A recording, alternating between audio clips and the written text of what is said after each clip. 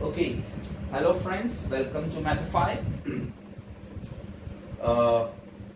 This is the second lecture for class 11, and we were discussing about kinematics. We have already discussed or understood what is rest and what is motion and what types of motion we are going to study and how to understand it.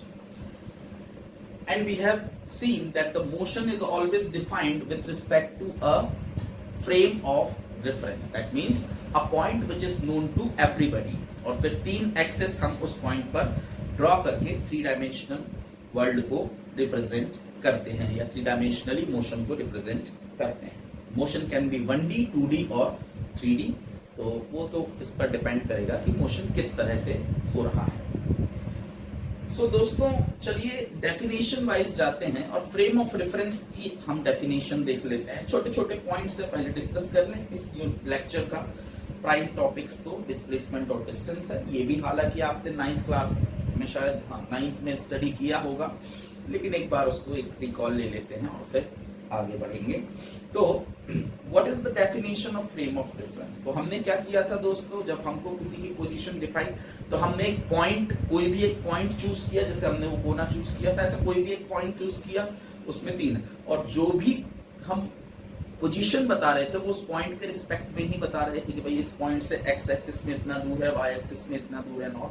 तो यही कहलाता है frame of reference. तो definition 1 हम इसकी दे सकते हैं, the point with respect to which all the distances are measured is called frame of reference. वो पॉइंट जिससे सारी डिस्टेंस मेजर की जाती है कि भाई एक्स एक्सिस ने, जैसे ये मान लीजिए आपने ये पॉइंट है और ये मैं एक्सिस सिस्टम बना रहा हूं, तो मान लीजिए ये एक पॉइंट है जिसकी मैं इसकी पोजीशन मान लीजिए मैं बता रहा हूं आपको 1 2 3. Let's consider that.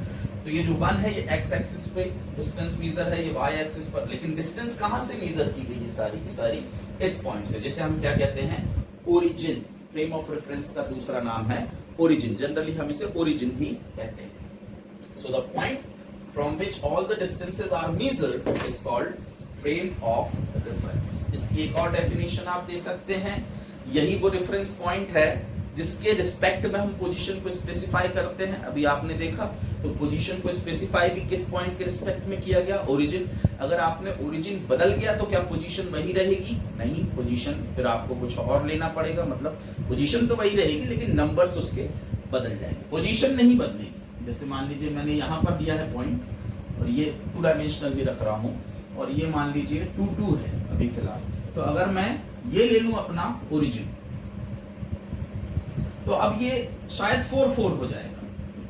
दोस्तों ध्यान रहे, इसकी पोजीशन नहीं बदली है, पोजीशन बताने का तरीका बदल गया है बस, क्योंकि आपने अपना फ्रेम ऑफ रेफरेंस बदल दिया है. आपको याद होगा फ्रेम ऑफ रेफरेंस वो पॉइंट है जिसके रिस्पेक्ट में आप पोजीशन, जैसे मैंने आपको एग्जांपल दिया था, आपका घर कहाँ है, तो आपने कहा राम मंदिर के पीछे. तो यहाँ राम मंदिर क्या हो गया? Frame of reference. या फिर शायद आप ये बोल सकते थे कि बड़ी मस्जिद के सामने, या फिर ये बोल सकते थे कि चर्च के बाजू में, या फिर ये बोल सकते, मतलब कहने का मतलब यह है कि जरूरी नहीं है कि राम मंदिर के पीछे ये इकलौता हो. उसी चीज को बताने के लिए आप दूसरे फ्रेम ऑफ रेफरेंसेस के भी यूज कर सकते हैं. यहाँ पे मस्जिद अगर आपने बोला तो मस्जिद फ्रेम ऑफ रेफरेंस हो गया, जो भी है गुरुद्वारा बोला वो फ्रेम ऑफ रेफरेंस, जो भी मतलब आपके घर के आसपास है उसके रिस्पेक्ट में बताते हैं. तो उससे क्या आपके घर का एड्रेस ही बदल गया, उसकी लोकेशन बदल गई? नहीं, सिर्फ बताने का तरीका बदला है, लोकेशन नहीं बदली है, पोजीशन नहीं बदली. बिल्कुल ऐसे ही आपने जब अपना ओरिजिन या फ्रेम ऑफ रेफरेंस चेंज किया तो बताने का तरीका बदल गया, पार्टिकल वही का वही है, पार्टिकल नहीं की पोजीशन नहीं बदली है. ठीक है, ओके.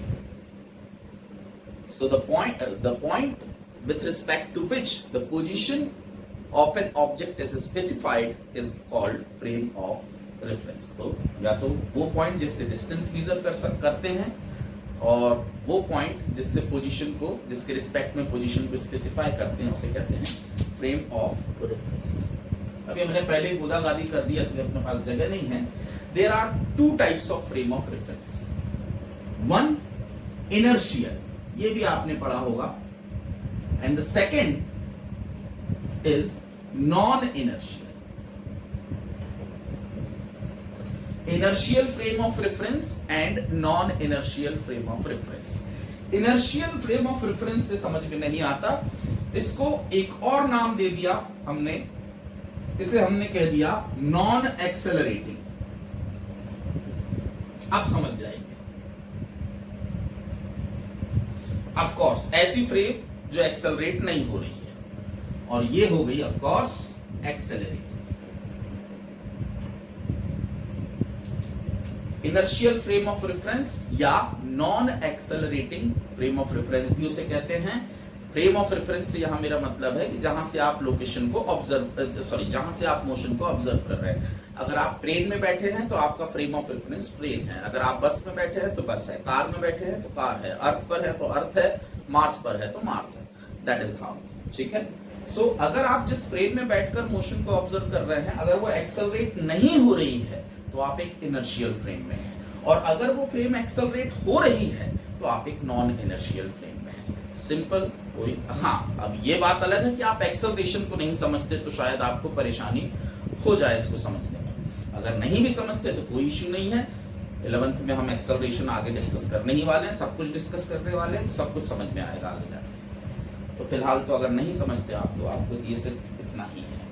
हाँ, अब ये सवाल दोस्तों कि अर्थ इनर्शियल फ्रेम ऑफ रेफरेंस है या non inertial frame of reference है।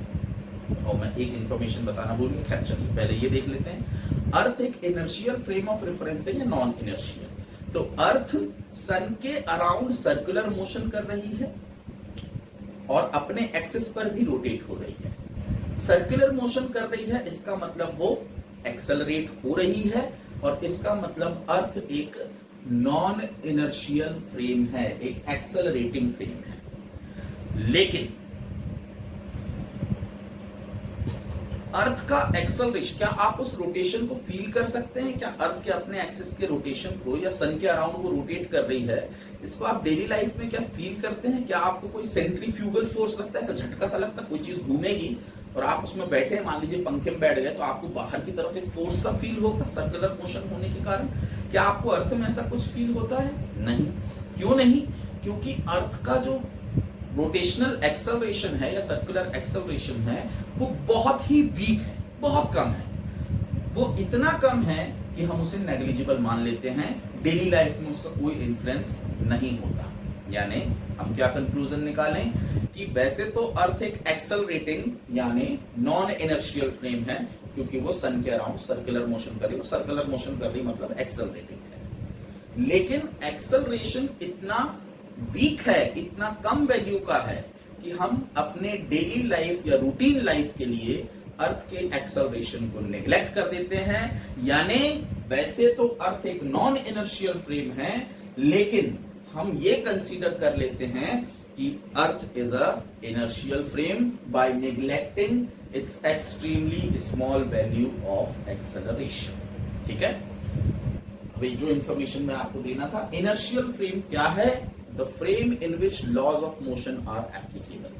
वो फ्रेम जिसमें Newton's laws of motion applicable हैं उसे कहते हैं इनर्शियल फ्रेम। नॉन इनर्शियल कौन है? Of course the frame in which Newton's laws of motion are not directly applicable. आप सीधे न्यूटन्स लॉज ऑफ मोशन नहीं अप्लाई कर सकते, उसको अपडेट करना होगा, उसके बाद अप्लाई कर सकते हैं। या सीधे सीधे अभी हम इतना कहें, इनर्शियल फ्रेम वो है जिसमें लॉज ऑफ मोशन एप्लीकेबल हैं, और नॉन इनर्शियल वो है जिसमें लॉज ऑफ मोशन एप्लीकेबल नहीं है। और अर्थ को हमने, वैसे तो अर्थ एक नॉन इनर्शियल है, यानी इस हिसाब से अर्थ पर laws of motion directly applicable नहीं होने चाहिए थे, लेकिन सिंप्लिसिटी के लिए एक्सेलरेशन क्योंकि अर्थ का बहुत कम है तो हमने मान लिया, कंसीडर कर लिया कि अर्थ एक इनर्शियल फ्रेम है, यानी हम अर्थ के ऑब्जेक्ट्स पर directly laws of motion apply कर सकते हैं। आई होप आप समझ गए। एक और छोटा सा पॉइंट दोस्तों डिस्कस कर लें और फिर आ जाते हैं अपने मेन टॉपिक्स पर। दूसरा टॉपिक है, सेकंड पॉइंट है पॉइंट ऑब्जेक्ट। दोस्तों इस यूनिट में, और इस यूनिट में क्या आगे पूरे फिजिक्स में लगभग हम पॉइंट ऑब्जेक्ट मान के चलते हैं किसी भी ऑब्जेक्ट को, अगर कंडीशन उसको सपोर्ट करती है तो। पॉइंट ऑब्जेक्ट मतलब क्या? ऐसा ऑब्जेक्ट जिसका कोई डायमेंशन ना हो। पॉइंट का कोई डायमेंशन नहीं होता, ना तो लेंथ है, ना ब्रेथ है, ना हाइट है, कुछ भी नहीं, ठीक है ना। सो पॉइंट ऑब्जेक्ट कहते किसे हैं, क्यों मानते हैं, ये आगे आपको खुद ही पता चल जाएगा। कहते किसको है पॉइंट ऑब्जेक्ट? जब when the distance traveled by the object is very large as compared to the size of the object, then we consider the object is point object। यानी जब कोई चीज, कोई ऑब्जेक्ट उसके साइज से बहुत लार्ज डिस्टेंस ट्रेवल कर रही, मतलब जितना उसका साइज है उसके कंपैरिजन में बहुत लंबी डिस्टेंस ट्रेवल कर रही है, तो हम उस ऑब्जेक्ट के साइज को या डायमेंशंस को अपने मैथमेटिक्स में इन्वॉल्व नहीं करते, यानी हम उसको क्या मान लेते हैं, पॉइंट ऑब्जेक्ट। फॉर एग्जांपल मान लीजिए एक बस है, एक बस नागपुर से जबलपुर गई, तो नागपुर से जबलपुर 300 किलोमीटर है, तो 300 किलोमीटर अगर बस चलती है तो हम क्या उस 300 किलोमीटर में बस का लेंथ भी ऐड करेंगे मोशन को बताते समय? हम क्या ऐसा कभी करते हैं? नहीं करते। तो हमने बस के डायमेंशंस को क्या कर दिया, नेग्लेक्ट कर दिया। क्या बस के डायमेंशन नेग्लिजिबल है? वैसे रियल लाइफ में हम देखें तो नहीं है, लेकिन उसने जो डिस्टेंस ट्रेवल करी है उसके कंपैरिजन में उसके डायमेंशंस नेग्लिजिबल है, वो किसी काम के नहीं है, उससे हमारे मैथमेटिक्स में कोई अंतर नहीं आने वाला है। तो हमने बस को क्या मान लिया, point object, because the distance travelled by the bus was extremely large as compared to the size of the bus. ठीक है, अगर यही बस मान लीजिए 10 मीटर की बस है और वो एक 50 मीटर का ब्रिज क्रॉस कर रही है, 10 मीटर की बस 50 मीटर का ब्रिज क्रॉस कर रही है, तब आप बस के डायमेंशंस को नेग्लेक्ट नहीं कर सकते। ब्रिज क्रॉस करने का मतलब उसको, ये अगर ब्रिज है मान लीजिए तो ये, और ये बस है, तो क्रॉस करेगी कब बोलेंगे आप? वो जो बस यहां आगे बढ़ते हुए ब्रश पास जैसे करेगी, जब यहां पहुंचेगी तब आप कहेंगे कि ब्रिज क्रॉस किया। यहां रहने पर थोड़ी कहेंगे कि ब्रिज क्रॉस। तो यहां पर देखिए बस के डायमेंशंस मैटर कर रहे हैं, ठीक है। लेकिन अगर यही, मतलब ये है 50 मीटर का और बस है 10 मीटर की, तो बस को आप पॉइंट ऑब्जेक्ट नहीं मान सकते। लेकिन अगर यही 10 मीटर की बस और ये ब्रिज ना होके कोई रोड है जो 100 किलोमीटर की है, 100 किलोमीटर की रोड, बहुत लंबी, तब आप बस का डायमेंशन 100 किलोमीटर क्या, 10 किलोमीटर या 1 किलोमीटर भी है, तो भी आप बस का डायमेंशन निगलेक्ट कर सकते हैं या करते हैं, और बस को या कोई भी ऑब्जेक्ट को एक पॉइंट ऑब्जेक्ट कंसीडर कर लेते हैं। So, what is point object? How to define it? When the distance traveled by the object is extremely large as compared to the size of the object, then we say that the object can be considered to be a point object. Hope you got the point. अच्छा, ये pen को अगर मैं यहां से drop करता हूं नीचे, तो क्या ये पेन पॉइंट ऑब्जेक्ट कंसीडर किया जा सकता है? नहीं, क्योंकि यहां से नीचे ज्यादा से ज्यादा ये पेन अगर मान लीजिए 15 सेंटीमीटर का है, तो ये नीचे ज्यादा से ज्यादा 2 मीटर की डिस्टेंस, यानी 200 सेंटीमीटर की। तो 15 सेंटीमीटर 200 सेंटीमीटर के कंपैरिजन में नेग्लिजिबल नहीं है। हाँ, 2000 सेंटीमीटर के कंपैरिजन में नेग्लिजिबल है मेरे ख्याल से। आप सब, अगर इसको मैं 3rd फ्लोर से ड्रॉप करता हूं, तो फिर इसके डायमेंशंस नेग्लिजिबल लेकर इसको पॉइंट ऑब्जेक्ट मान सकता हूं। ठीक है, मान लीजिए आप साइकिल से स्कूल जाते हैं, ठीक है, तो क्या आपकी साइकिल का कोई डायमेंशन नहीं है? डेफिनेटली है, लेंथ है उसके पास, लेंथ ब्रेथ सब कुछ है।